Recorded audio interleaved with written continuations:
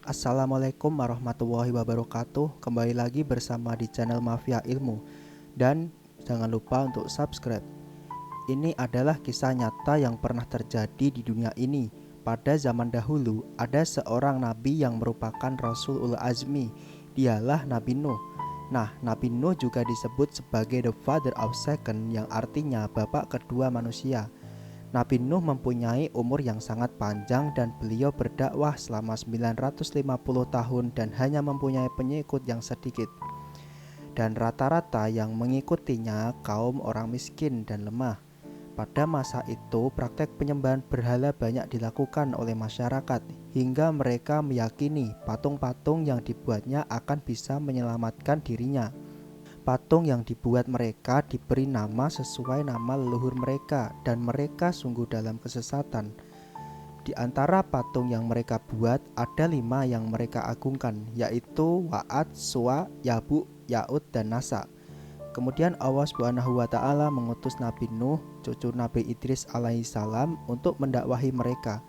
Selama Nabi Nuh berdakwah, tidak semulus perjalanan dan tidak semudah membalikkan telapak tangan.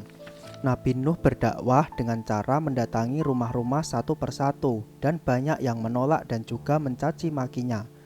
Mereka tidak percaya apa yang dibicarakan oleh Nabi Nuh dan mereka menantang Nabi Nuh untuk mendatangkan azab dari Tuhannya. Nabi Nuh berdakwah selama 950 tahun hanya mendapatkan pengikut yang sedikit, sekitar 80 orang.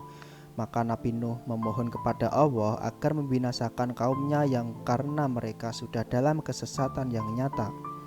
Maka Allah SWT mengutus Nuh untuk membuat kapal besar di pegunungan yang dimana zaman tersebut ilmu perkapalan belum terlalu pesat.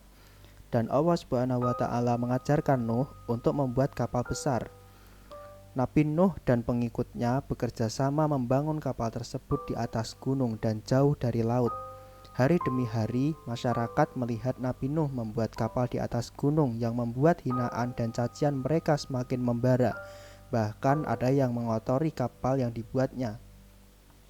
Setelah kapal Nabi Nuh sudah jadi, maka Allah SWT mewahyukan sepasang hewan dan orang-orang yang beriman masuk ke dalam kapal Nabi Nuh.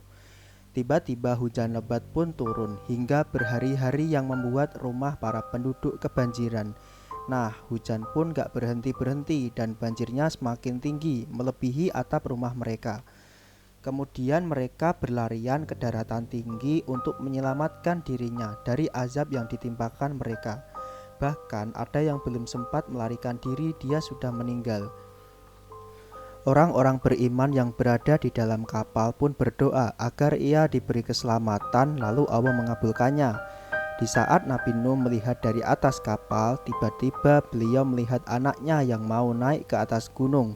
Nabi Nuh mengajak anaknya tersebut masuk ke dalam kapal, tapi sayang anaknya menolak dan dia yakin bahwa dia akan selamat dari banjir tersebut. Nama anak Nabi Nuh yaitu Kan'an. Akhirnya Kan'an tenggelam dengan terlempar ombak yang ganas dan semua orang zalim dibinasakan.